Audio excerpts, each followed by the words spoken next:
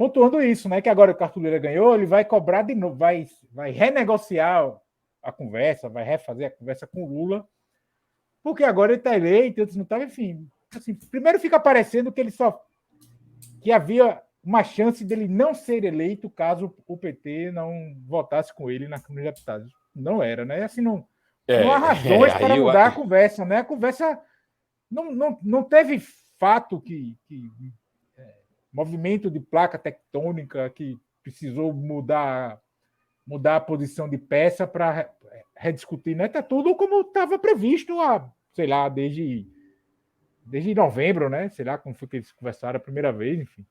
Não há razão para fazer isso, né? Exceto a conjuntura local, ele continuar achando. Eu estou expondo um pouco mais assim, né? Exceto ele continuar achando que o que ele tem acordado é muito pouco diante do MDB. E que ele vai sair muito derrotado daqui a 2 anos, consequentemente, né? Assim, partindo. Consequentemente, daqui a 4, né? Em 2026. Então, ele. Na minha avaliação, é a única razão. Não necessariamente a eleição na Câmara, né? O fato que a gente tem hoje aqui em Alagoas, a gente tem um Renan muito forte e o Arthur Lira não tão forte assim. Né? Apesar de ser o terceiro na linha sucessória, ser o cara que pode atrapalhar demais o governo federal ou garantir uma vida relativamente muito tranquila ao Planalto. Né? A gente sabe disso, que boa parte das pautas precisam começar, inclusive, na Câmara de Deputados. Né? Entre elas, impeachment. Entre elas, impeachment. Que é um instrumento que está banalizado no Brasil. Enfim, num exercício de futurologia, então você tem duas soluções. Uma é a manutenção dessa relação harmoniosa com o governo do Arthur Lira e, consequentemente, ele poderá, né, conseguir recursos para os seus aliados, para fortalecer a base e entrar na disputa em 2024 para poder manter o que tem ou conseguir crescer. Eu acho que é difícil, né, mas não é impossível. E isso é uma solução. A outra é ele se colocar contrário ao governo, operar a Câmara dos Deputados para se colocar contrário ao governo, não colocar para frente a agenda do governo, mas aí ele perde o cofre do governo para ajudar os aliados.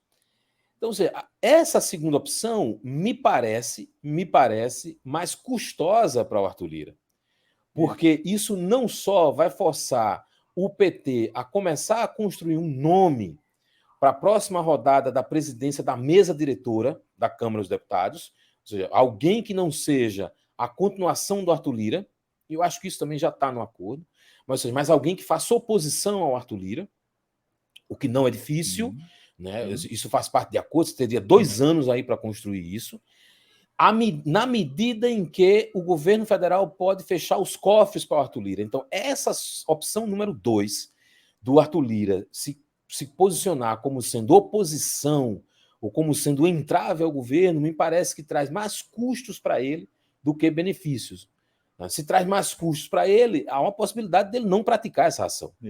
A opção 1, onde ele é o aliado, que está em harmonia, que consegue aqui e ali recursos, que traz esses recursos para o Estado, que opera para os seus prefeitos, e aí que vai atender também a interesse de parcela do Centrão, não no mesmo nível que a gente teve nos últimos anos. Essa daí me parece a solução racionalmente mais adequada para o Arthur Lira. Né? E essa leitura ele já deve ter feito.